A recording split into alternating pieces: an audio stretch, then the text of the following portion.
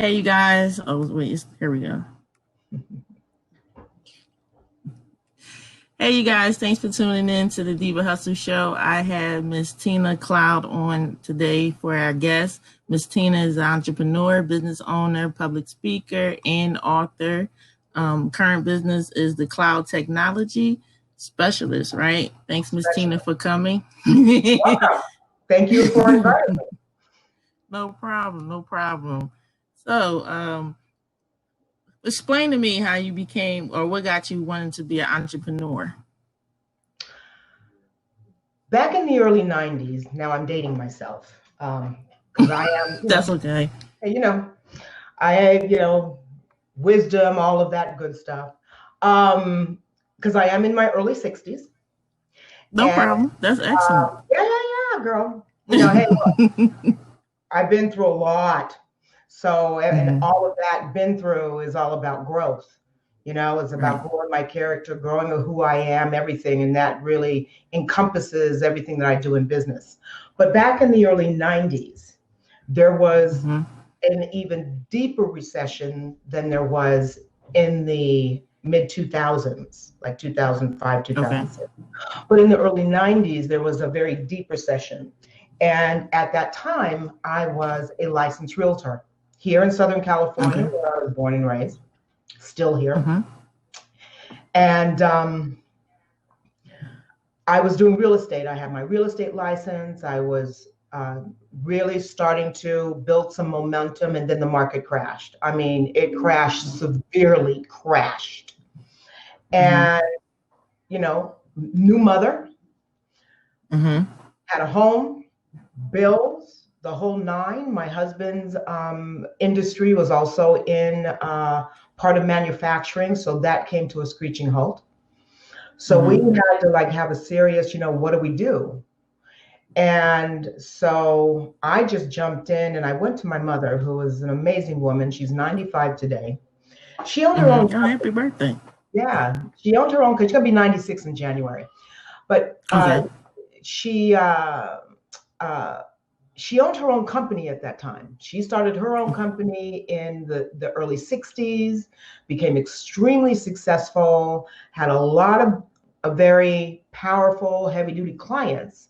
And what she did, she managed a lot of properties for entertainment, producers, congressmen, and she also had some clients that were in the commercial sector.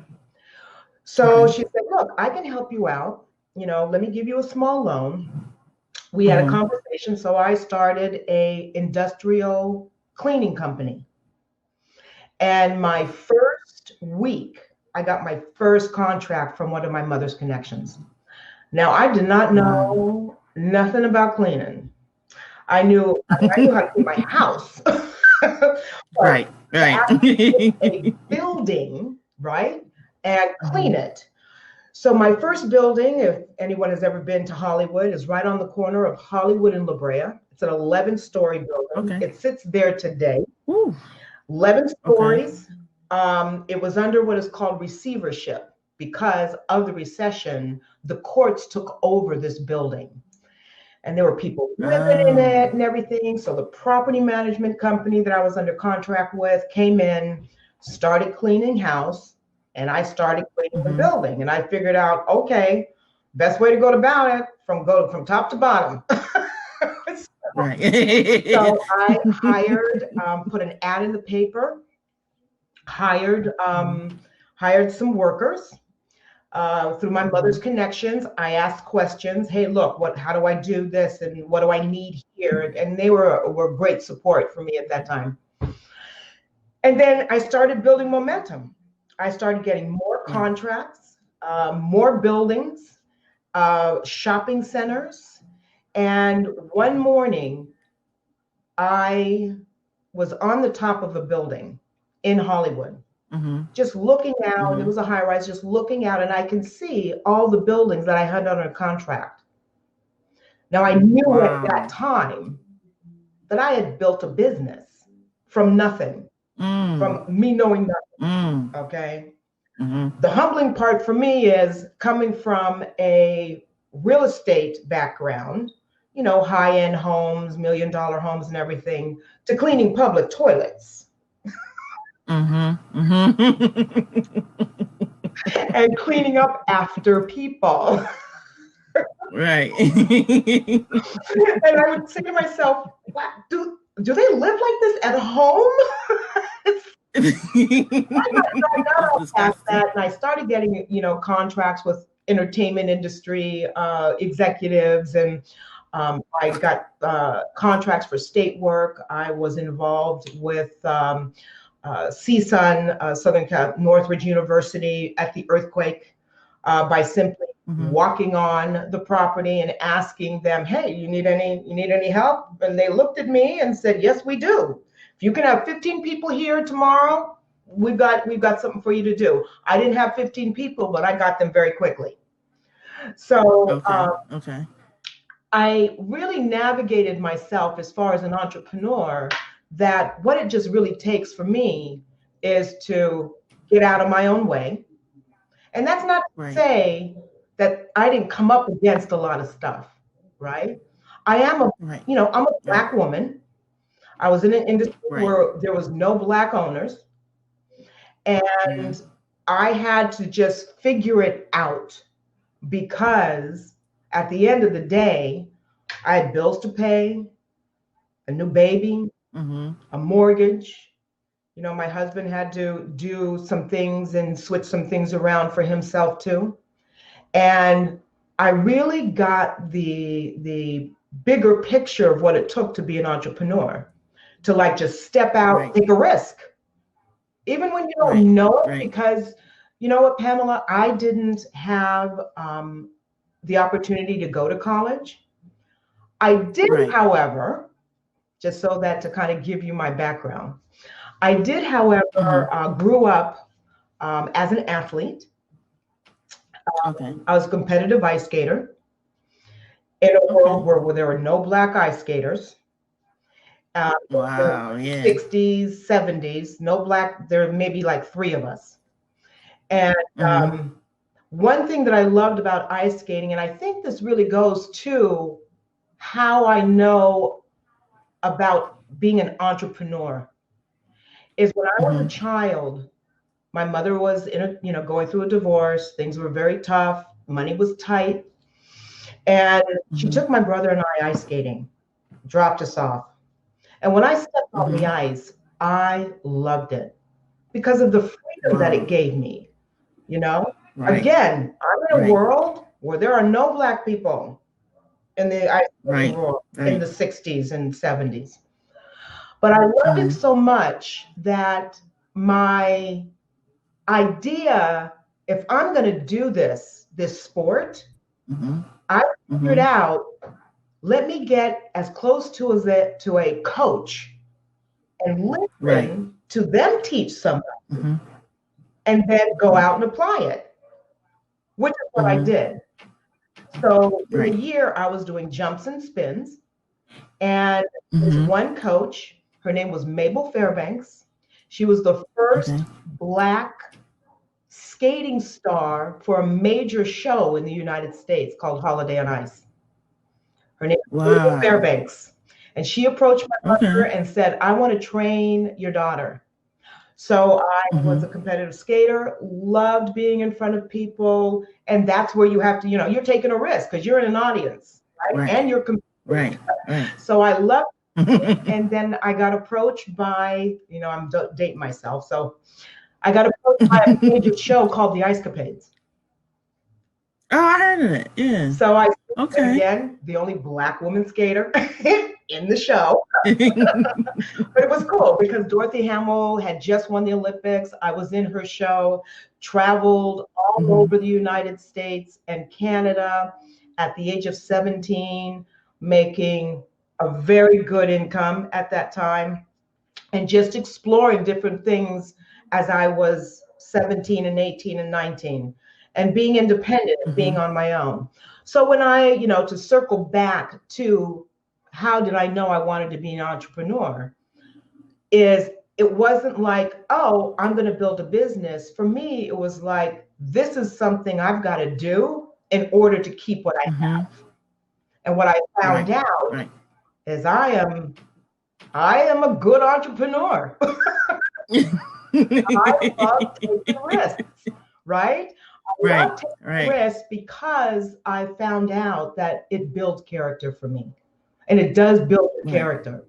And what there was for me in that process was learning how to have conversations with owners, overcoming being rejected, not only being rejected as a woman, but as a Black woman. Right.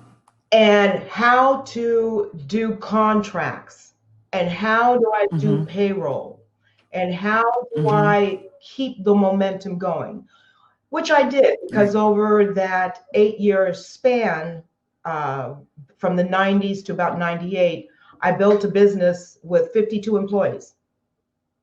Oh, that's excellent. Yeah. That's excellent. Yeah. One thing that I did find out inside of that was, for me, it was taking me away from what I wanted to also do in time management, because that was one of the things in being a business too. You got to learn your time management, right? It's not like, oh, my plate's too big, or, I don't have enough time. No, you've got an issue with your time management. So I had to identify my time management skills, and that's part of being an entrepreneur, in delegating and all of that. So what I really came down to with that business is I did dissolve that business because I wanted to spend more time with my daughter, which is, for me, the utmost importance over having a business. Okay. So fortunately, back in the late 90s, a friend of mine called me up and said, hey, there's this startup that is looking for a salesperson to build a business. I'm thinking, okay, I can do that because I built a business. I went out and sold my services. So sure.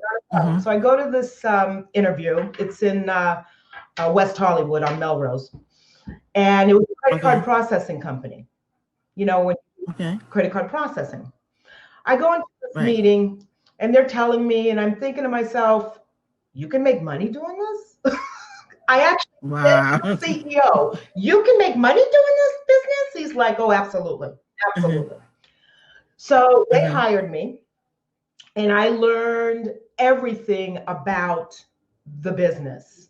I learned about fraud, which was fascinating. I learned about how Visa and MasterCard and American Express do business and obtain merchants, and how transactions were processed, and how the processors and the banks, and it was the .com boom time that I entered into.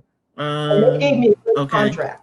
They said, look, build a department, and if you leave in 4 years, you could take 100% of your client base with you. I'm like, okay, didn't know what that meant, but I'm like, oh. I don't know. Just off my though. I don't know, but hey, let me check it out. Right.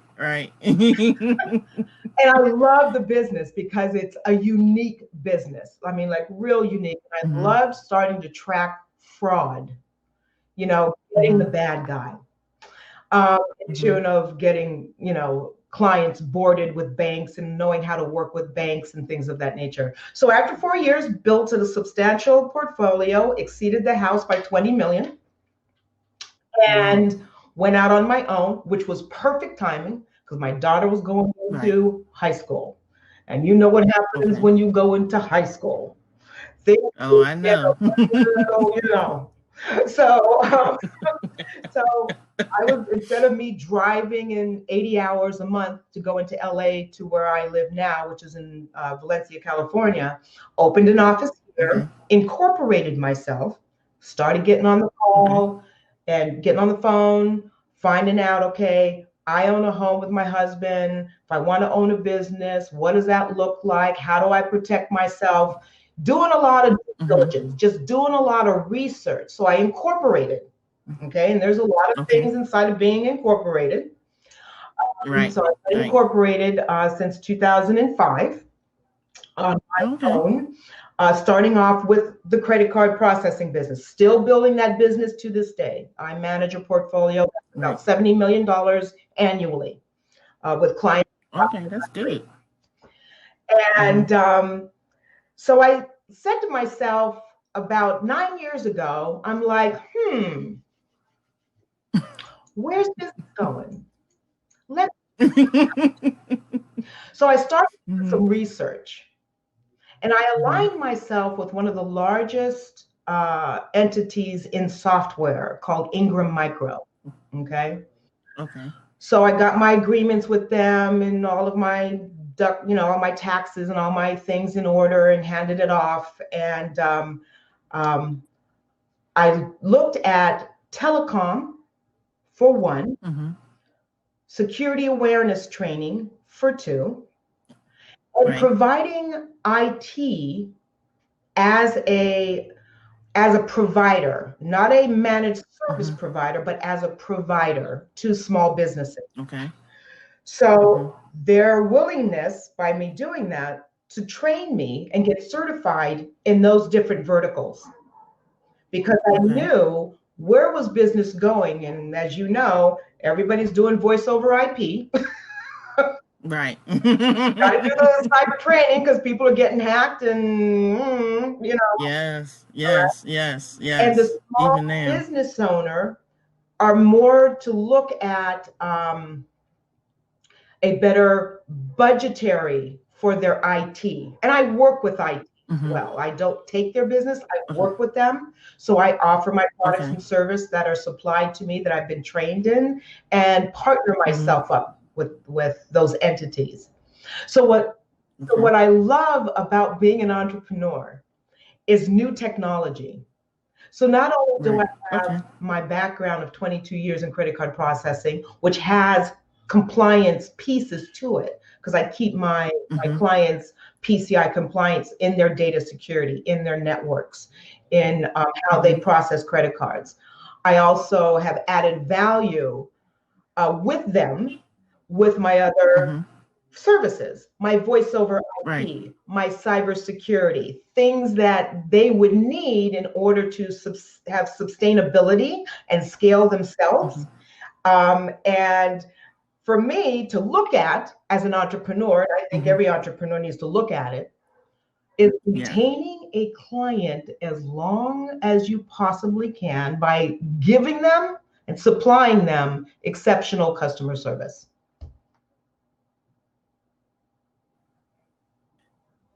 And I feel like with our businesses, especially African American businesses, I was just talking to a friend. We lose that. You know what I mean? When it comes to our businesses, we feel like, well, we can slack in the customer service, and if I buy a $400 coat, I can put it. They feel like it's okay to put it in a black or a trash bag or plastic bag that say thank you on it. You know what I'm Right. saying? But we as Black people, as entrepreneurs, our customer service is supposed to be at its highest because that's how you retain Absolutely. customers, right? And that's really important. I think some businesses really can benefit from understanding the importance of customer service, the importance, even like you were saying with technology, just having even being a Black business that have technology, the being able to help other educate Yes. Black businesses on the importance of having these cyber security systems in place, especially now today. I just feel like that's just awesome. Yeah, it is. And to get, for me, being in this industry of technology, right, I am Mm-hmm. focused on engaging the Black business Right. community, not only so that we can do Mm-hmm. business to business, right, but it is Right. about um, education and remaining in the forefront with our Mm-hmm. other business counterparts, our white business Right. counterparts, okay? Even in Latino, we Right. should all be able to engage in a way and stay and moving in the same direction so that we can all benefit in our businesses. Because with what I do, it takes, especially in the cybersecurity, it'll take one instance that'll put you out of business. Oh yeah. Oh, of course. Okay. Right. And Right. when they know that Tina and her tech staff and her support staff are a call away, or they can just call me and ask me a question. Hey, Tina, I'm thinking about doing this. What are your thoughts? Then I'm providing that service. And you know what, Pamela? I've always been present to the process. I have not put money in front of the process. I have found through what I've grown through my 3 businesses is that when I put in the work and there is acknowledgement that then rises up from my clients, my income continues to grow. Right? Right. Now, that's not to say that, if I were to sit down with my, business to business counterparts, if you want to make $1 million, you want to be a $5 million company, you want to be a $10 million company, awesome. How do we get there? Right? I am really engaged in how to support the outcome of my clients' needs. Okay. By actually listening, because I become an exceptional listener. Right? It's not like, here you go, take it away, and call me if you need me. Right. No, my clients know how accessible I am. And when you train a client properly, and I train all my clients because that's in the agreement that I give to them. Look, this is what we're going to do, and I'm going to train you, and you will be self-sufficient. And if you ever come up against something, I'm here. But when I know I'm training my clients and working along with their IT or with their, HR, whatever that looks like, that they then do become self-sufficient. And then all of a sudden, I'm not getting any calls. But something will pop up once in a while, like an employee will leave or something of that nature. Like I have a client in West Virginia that reached out to me this morning and said, hey, we need a little assistance with this particular extension and so on and so forth. So I got on the phone and, in the process so I can get them what they need in a reasonable amount of time that they are happy that I'm available. And I think that's what it is. When you make yourself available and or you have a staff that has the same mindset, and that's not about micromanaging. This is what my mother said when I first started my janitorial business. Because I didn't know how to be a janitor. I wasn't clear, I wasn't clear on what an entrepreneur was, right? Because, we always have this thing on the back of our mind, nobody can do it as good as us, as good as me. Yes, of course. There's only one me. Right? My mother said to me one day, she said, Tina, take the broom out of your hand and give it to your people and let them work. Right. Which was a great, word of wisdom and advice for me. And then it alleviated for me to grow and say, yeah, now I can go and seek out other opportunities instead of me being right on top of it, right? And I carried that through to the businesses that I have now, because I want my staff to be creative. Yeah, we'll have our meetings, but I want you to be creative. And then when we sit down and have that conversation about the direction, then I'm like, hey, it's you, right? You're the one that's getting acknowledged, not me. Because, they make me look good. My tech Right. support. But if you know anything about Mandela, that's how he was a leader. He wasn't a dictator. He was a leader because, like what you're doing with your staff, you're allowing them to be creative. You're not micromanaging them, and you're allowing them to come up with ideas.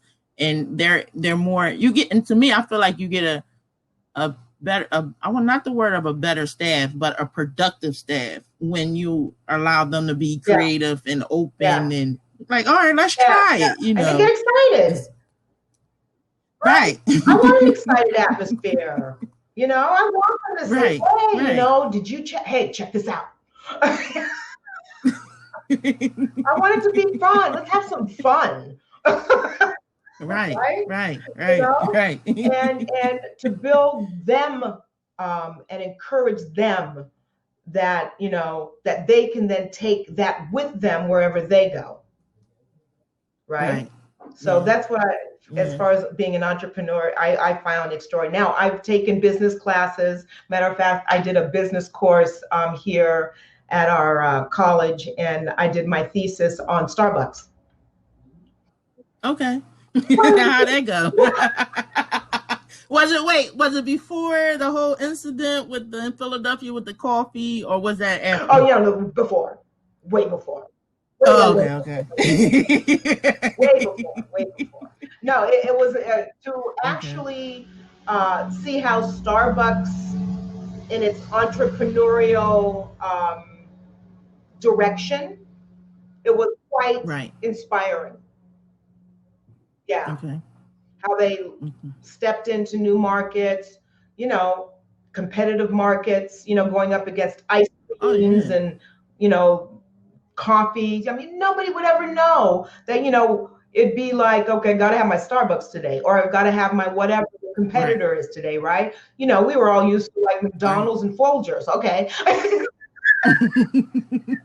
Yeah, the coffee business is extremely competitive. It's very Yeah, competitive for the be yeah, coffee because you're not a if you can't mix out the middleman, then you're dead in the right. water. If you can't get that middle person out. So yeah, the coffee business is extremely Yeah. competitive. And what Starbucks been able to do is coin their niche in the field. I think is Yes, it excellent. is. It is.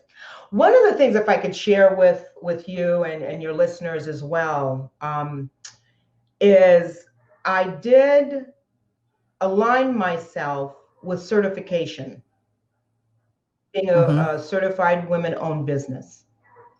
That then Okay. opens up opportunities not only to network, because I love networking, and let's talk about networking. Okay. Um, Right.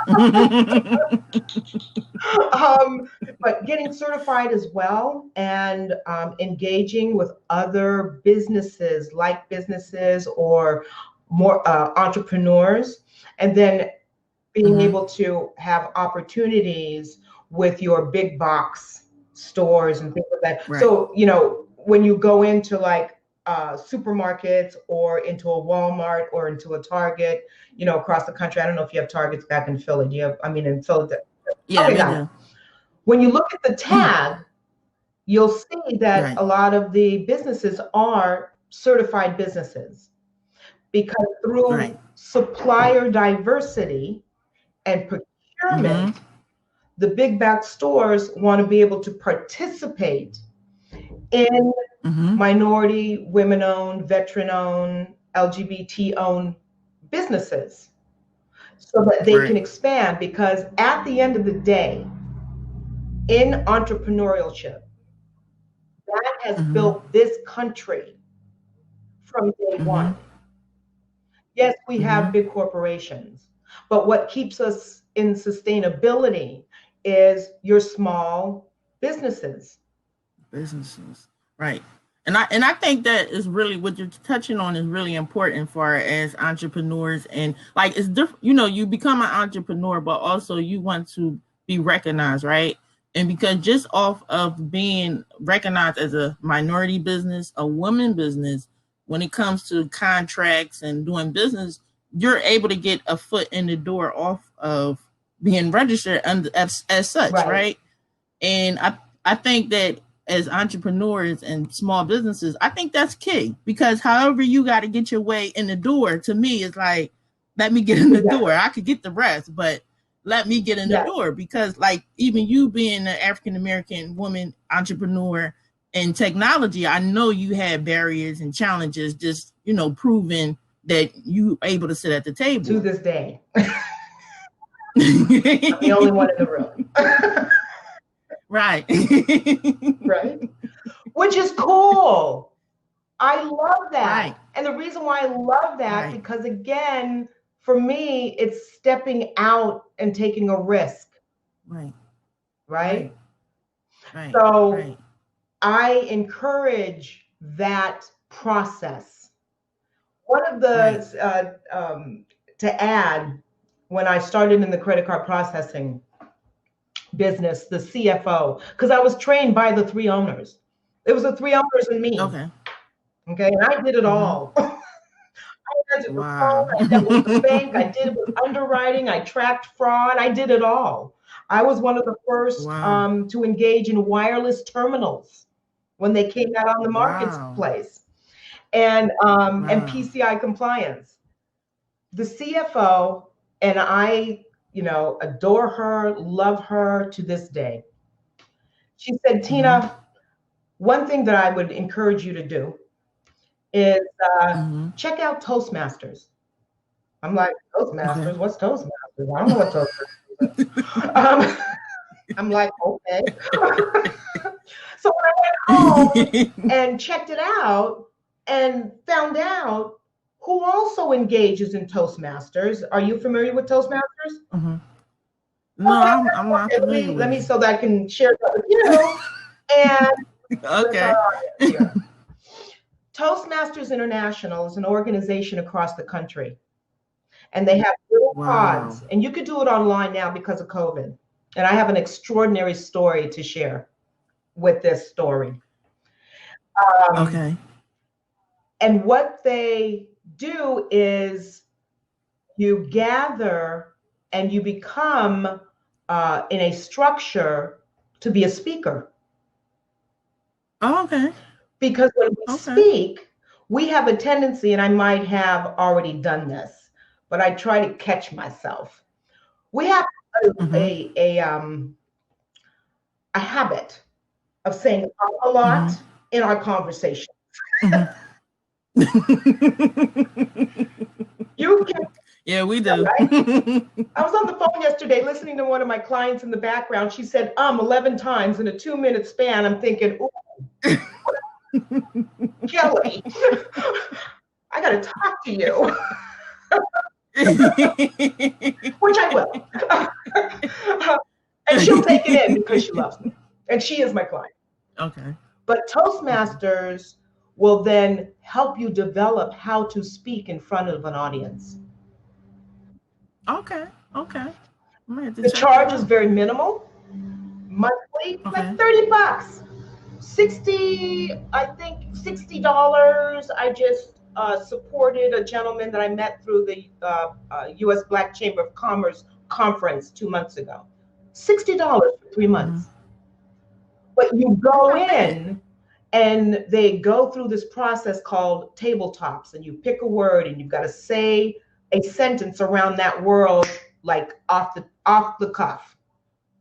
And then they have a structured format of different speaking that you go through. And see, I just did so I just caught myself. And that's what Toastmasters does. Senators, entertainment, speakers come out of Toastmasters. I would encourage everyone that's looking and listening today, check it out. If you want to be a speaker, and I've gotten many speaking engagements over the years in my cybersecurity space. And it's been a while since I've been at Toastmasters, but it is right there for me. But that's one I can offer you. And I did have an opportunity to engage about Toastmasters to a gentleman. Here's what it really takes as far as an entrepreneur. Is during the U.S., the Black Chamber of Commerce, a couple of months ago, there was like a 3-minute speed networking. And he popped up on the screen. You clicked and he popped up, but he shut himself down real quick. I thought, that's interesting. He doesn't want to have, see each other. Okay. We had a conversation. We reached out after the fact. And what he wants to do is do voiceovers. Now, I do voiceover IP. I do hire and engage those to do recordings for companies. But I heard something in his speaking. I'm like, what's happening here? When we moved over Zoom, he showed me his website. And he was born a high-functioning autistic with Asperger's. Oh, okay. Yeah. And wow. We had this conversation. I said, look, I'm going to support you. I'll be your, I'll mentor you. I'll refer you. And let's see where this goes. And I suggested that he go to Toastmasters. And because of he's young, he's 22, he goes to college, and his name is Nicholas. Love this guy. He's just so awesome.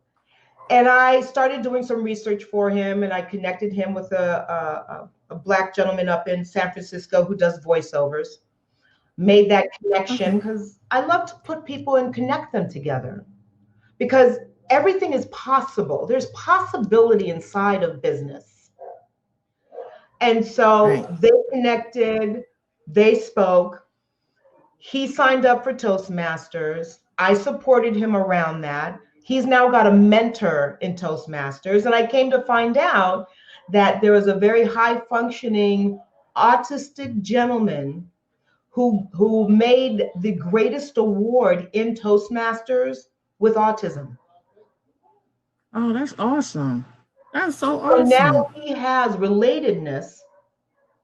That anything is possible for him in the business that he wants to go into, which is voiceover. Right. That is so awesome. Yeah. Wow, that's such an amazing story. Yes, and I love that is so touching. The beauty of being an entrepreneur is networking. Right. Because when you come and then go ahead. Go ahead. No, the thing about it is, like, we as Black people, that's what we have to do. You know what I mean? It don't lose anything. You don't lose anything. It's just about us. You're a puzzle and you're just helping someone get to the next step. Right. And I feel like in our community, we need more of that networking. Because we all deal with the same hurdles as far as being an entrepreneur, the same barriers. So we have to help each other connect to wherever level they're trying to get. I just think that's so amazing. Absolutely. And what happens in networking, like I do with what I engage with my clients and when I go out and network, is I'm listening for something about them, right? Because when we start having a conversation in business and having a conversation as human beings, right? Right. We can actually lift each other up and said, hey, what you're saying now, I was just having a conversation yesterday. Let me connect you with that person, because they can actually help you and support you around what you're going through right now. Right. And I feel like as entrepreneurs, even as women and brothers and sisters, we are supposed to pull each other coats. If my slip is hanging, it's okay for you to be my sister and say, sis, I have to tell, this is where you're slipping and you need help at. And we have to be able to accept that criticism, because, again, to me, my phrase is iron sharpening iron. Yes. I'm only going to get better by you telling me this is my weakness and telling me where I can go straight in my weakness, make my weakness a strength. Absolutely. And we need more of that. Absolutely. Even with my husband, I've been with my husband 42 years. A couple of weeks ago, because he's now down in my office. This was his man cave. Now it's my office. Okay. He had Post-it notes everywhere, and I was always overwhelmed. I said, I don't know how you manage all this, because I would go cuckoo for Cocoa Puffs. If I had to like think where all these post-it notes went, I said, darling, I love you, but here's the reality of it all. Right. Your time management is not working. Right. And in Right. order for you not to feel overwhelmed like you do, and you mention it and you Right. talk about it, and it's like exhausting constantly. Right. I said, get a calendar, check it off, done, check it off, success, check Right. it off, awesome, Right. right? Because now you've got some Right. Right. progression going on. Yeah, that's true. And look, That is I so fall true. short. We all fall short. Oh, we all But do. then it's up to us as entrepreneurs to get on the phone and say, hey, I'm having an issue. This is what I'm dealing with. Give me some of your feedback. And we've got to also be honest and authentic enough Yes. to say, Yes. whatever you're going to say to me, you will not hurt my feelings. So be real. Right. Right. Right. Be It's real. true. We have to. Yeah. We have to. Because again, you could get. I'd rather for my sister or my brother to pull my coat than to me to get in front of other people and I look like a fool. You know what I'm saying? I just rather for, okay, well, I saw this and this is what you can do. I just think we need more of it as entrepreneurs and as the community that we're building. We need more of it. Unity. Absolutely. And just honest. So Miss Tina, what advice would you give the listeners that are wanting to or thinking or on the fence of starting their own business or becoming an entrepreneur? Do your due diligence. And what I mean by, I know of businesses that were created on an 8.5 by 11 sheet of paper. Okay. Get your thoughts out on that paper and start writing exactly what it looks like. Right. Okay. What is it going to look like for me to get here or there? Right. What is it that you really want to do? Number one, that's going to make you happy. Right. Because there's got to be some happiness. My happiness is creating businesses and seeking clients that engage with me. I love that. Right. Right? The technology part is just the technology part. What thrives for my business is my clients that I love engaging with. Because here's the thing, and I'm just going to be real. I love my clients. I love their quirkiness. I love it when they're not like in a good mood. I love it. I know when they're getting married. I know when they're getting separate. I know when they're having babies. Wow, that's excellent. That you are really in tune. I am. I love my clients. So just sit down and write it out, because you don't have that roadmap. And this is just old school wisdom. For you to really engage and get excited about what's possible and what's in the future, start writing it out. Okay. Then what there is to do is do some due diligence.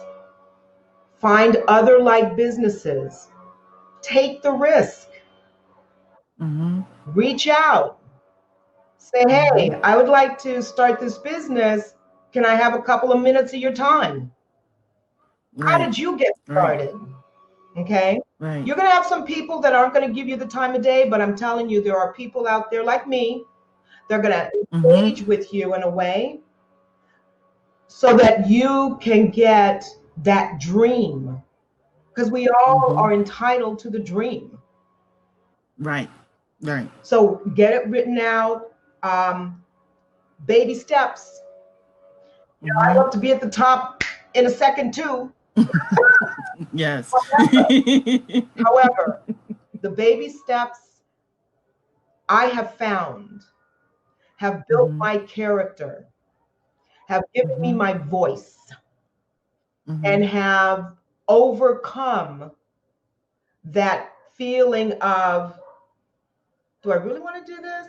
To really identify what was stopping me from stepping out and deal with that thing first, which is, and here's the old acronym, fear, which is false evidence appearing real.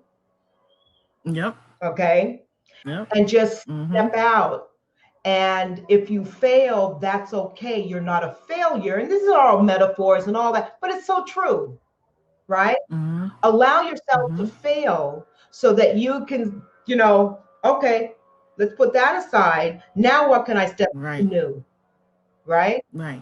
That didn't work, but now I know why it didn't. So now let me recreate that and step out new again. Right. That's absolutely true. Yourself with banking. That is one of the biggest challenges in the Black community is banking, is getting funding, is, how do I fund this? Start seeking out Black-owned banks. Again, start talking to businesses. Hey, can you refer me? Can you connect me? Can I get a sit down with someone?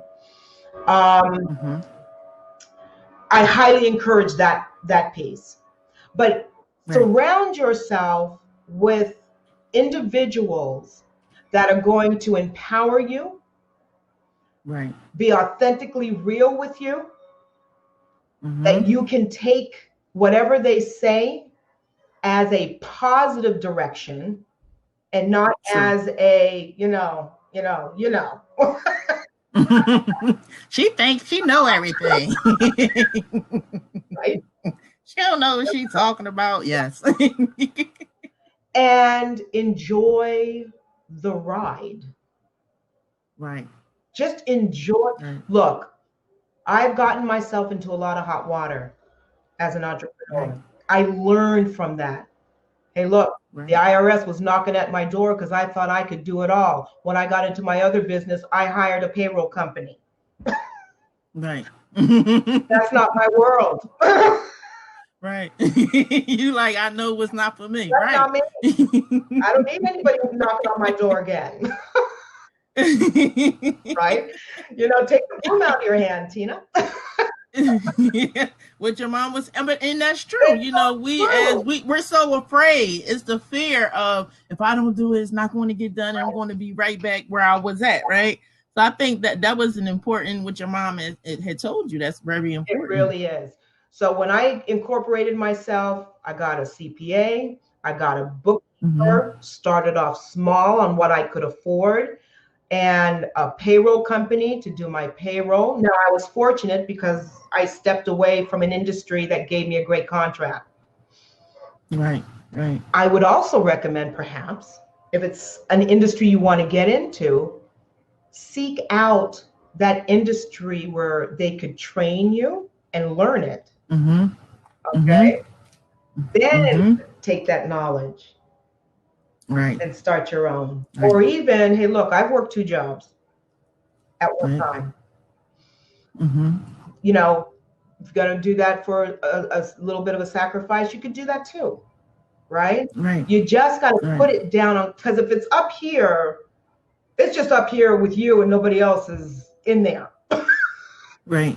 You got to bring it in existence. You have to bring it to life. In existence. You got to put it down on paper. You got to share it. Well, what do you think? This is the direction.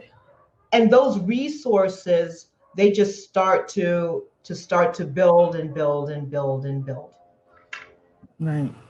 Well, thanks, Miss Tina, for coming past, telling your amazing story. I just think it's so awesome. I'm glad that you came on the show because I learned some more about your story and how just awesome it is. Just, the fears, you didn't have any fears and you just kept pushing through. And I think everybody needs to hear the stories that, it don't have to be perfect. You don't, we have this image in our head that you have to have a business plan and you have to have a loan. And if not, then your business, and as your story tells you that just if you have the due diligence and the drive that you're going to just put your first foot forward, and you're going to be perfect. Yeah. You know what I mean? Not perfect, but you're going to be successful. It works. It just works. Right. And then what shows up is the true you. Right. That's what right. shows up. Right. And that's what the world needs to see, is the true you. It do. They really do. Yeah. They really do. Yeah. Well, thanks, Miss Tina. So anytime you want to come back, just let me know. Yes, girl. Thank you. Thank you. Thank you. You are a pleasure. Thank you so much. Anytime. All right, love. All right. I'm going to stop the video.